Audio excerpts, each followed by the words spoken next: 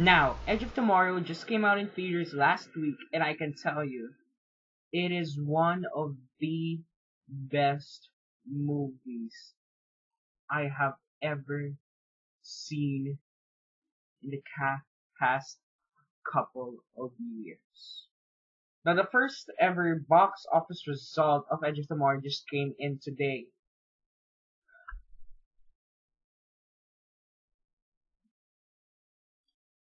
And I can tell you, it doesn't look good. Now, I feel that it is very underrated by the audience, by a lot of the people of the masses. It deserves people's attention. It deserves money. It doesn't need your money. It deserves your money. Now, Edge of Tomorrow stars Tom Cruise, Emily Blunt, and directed by Doug Liman, the director of Bourne Identity and Mr. and Mrs. Smith. Now, into this film, I have very high expectations on the film, considering I've read and I've watched a lot of videos praising. A lot of critics are really praising this film. I was like, I want to see this film on opening day, and that's what I did. June 5, the day that it came out on our theaters, I watched the last full show, which is about 9 p.m. That was the last full show in the theater near us. And I was very worried because it was a very tiring day. It's like I can fall asleep any minute in the movie. Wow, I was blown away.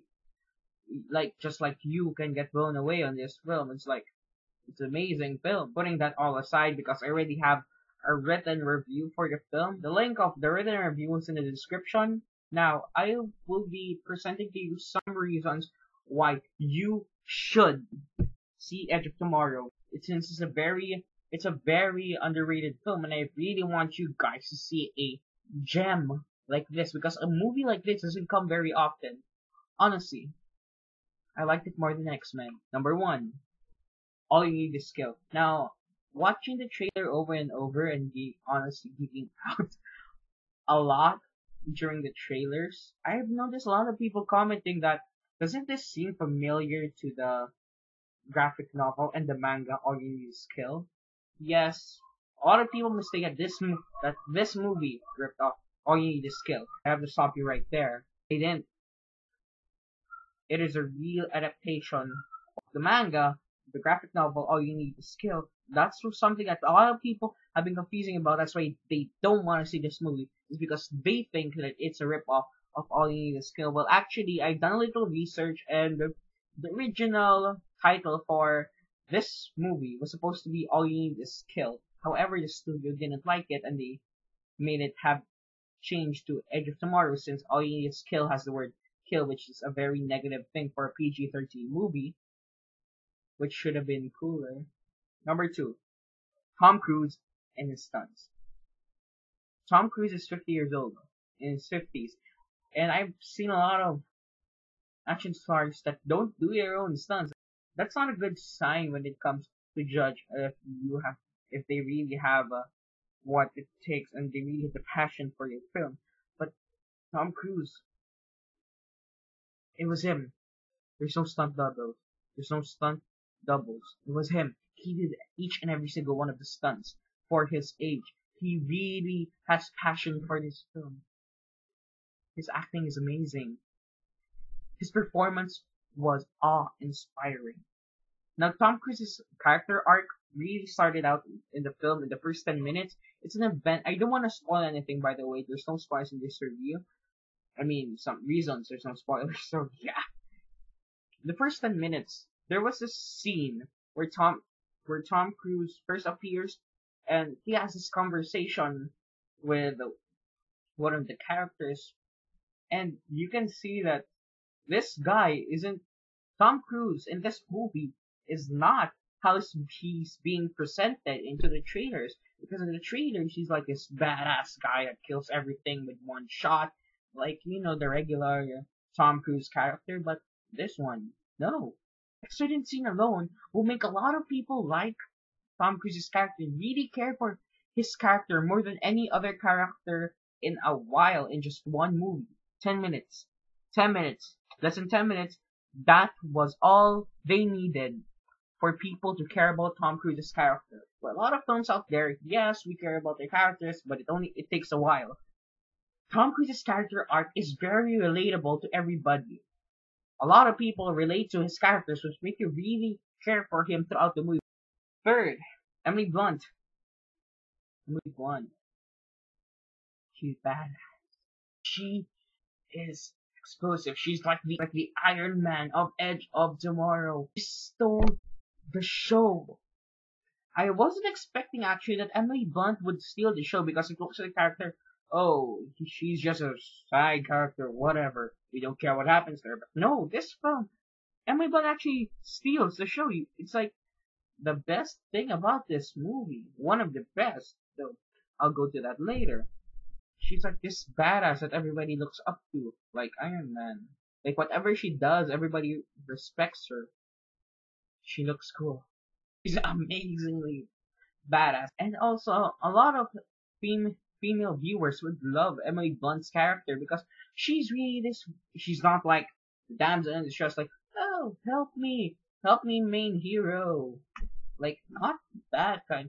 It's this rare kind of protagonist that Emily Blunt emulates, that she is a very powerful female character in this film, like Katniss Everdeen from the Hunger Games. She's a very strong female character that I know a lot of females would really like to look up to her, and she's very relatable even though she's such a badass, because she also has this arc that happens throughout the movie. Like, she has this character development that you may think she's a badass, but over time, you know she's just another human being, just like us. On fourth, every element complements each other. Now, this is something that is very rare, and I haven't seen much movies that every single element complements each other.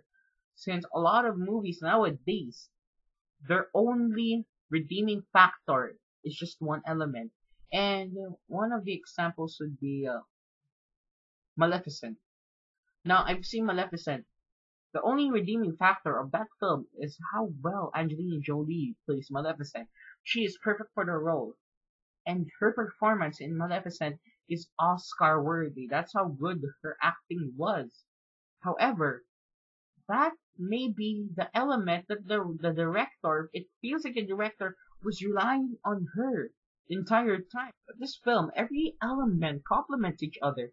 Directing, cinematography, editing, acting, everything complements one another. Even the humor complements everything. Also, character development. The side characters of the J Squad, the J Squad, which actually helps Tom Cruise and Emily Blunt, and it's like they're the side characters that nobody like cares about. But this film, the editing and the cinematography on the editing of the scenes was very wise, and the pacing was amazingly done. The pacing also complements the others, by the way. There's this humor on the J Squad that actually makes you care for them despite them having a very low screen time. That is very rare. Like, about 5 minutes or 3 minutes of scenes before the third act, and you already care for them because they are these hilarious characters. They're really human. I mean, everybody in this film, the direction is amazing. They all feel like human beings. They're not like somebody forced. Everybody gives off good performances that complements really, like cinematography plus editing. Honestly, if you look at it in a way that if the cinematography was bad, the editing would be bad also. If the editing would be bad, the cinematography will look bad also. That is very wise of this film. Like, if you take away one element of the film, it will suck. The movie will be bad. The pacing is cool also. Which leads me to my next point. Number 5. It just keeps coming. It just keeps coming. There's no stopping it. Like a roller coaster ride, it's non-stop.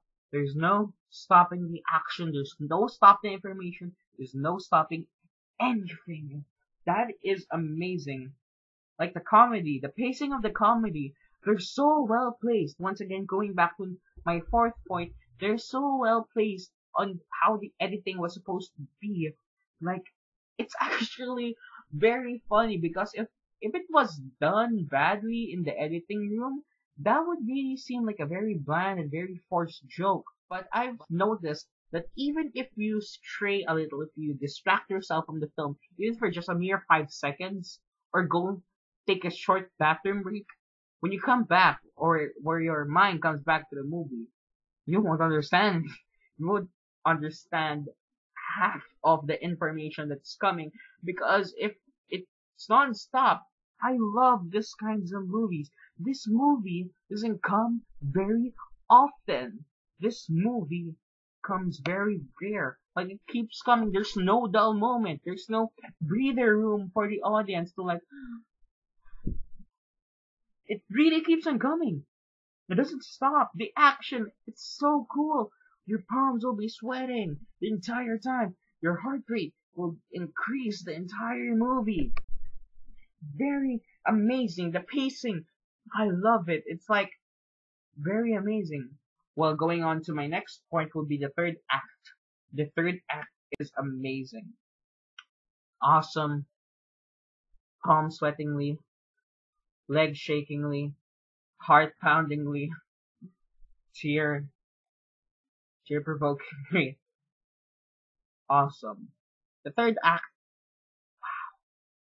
the third act is, I don't want to spoil you much, but yeah, the third act was amazing. I can't say anymore, but that is a very emotional part of the film. It's like action, but with more drama, like X-Men Days of Future Past. Now, because of that, because of everything that round up in the entire movie, in the first and second act, the third act will be very satisfying because lots of the things they left out on the first and second act, they will use it for the third act. Oh my, this is amazing! Like you can't resist cheer, but to cheer for the characters, which doesn't happen very often. That is how cool the third act was. My seventh point is everybody would love it. Gamers. Gamers will love it on how it's like a video game. Like a lot of gamers will relate about you die, you repeat, you do what you learned and try to beat the game.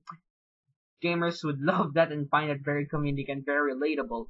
Girls will love it on the very strong feminine lead Emily Blunt, which is very cool. Also, the romance story, the chemistry between Emily Blunt and Tom Cruise seems so believable. It's like Titanic all over again. It was like Titanic all over again on how well Leonardo DiCaprio and Kate Winslet's chemistry. It's like that cool. Their chemistry is that believable. Their chemistry is that excellent. Male moviegoers would love it for its non-stop action, very complicated plot, very badass Emily Blunt, very relatable lead character for Tom Cruise. Also, this is a very immersive. Like I said, you'll love the movie. It'll be a very immersive experience for you because walking out of the IMAX theater, I was walking around. I was like, I have no memory of this place. It's like you'll strain away from reality even after you watch the movie. That's how immersive the experience is. By the way, I give Edge of Tomorrow a 10 out of 10. Each and every single element complements one another. Amazing, well paced, well acted, and very emotional movie. The only other movies that I have gave a 10 out of 10 is The Wizard of Oz and The Hurt Locker. Remember, please, I urge you to watch, I recommend you to watch Edge of Tomorrow. This movie doesn't need your money. It deserves your money. As always, always remember that movies rock.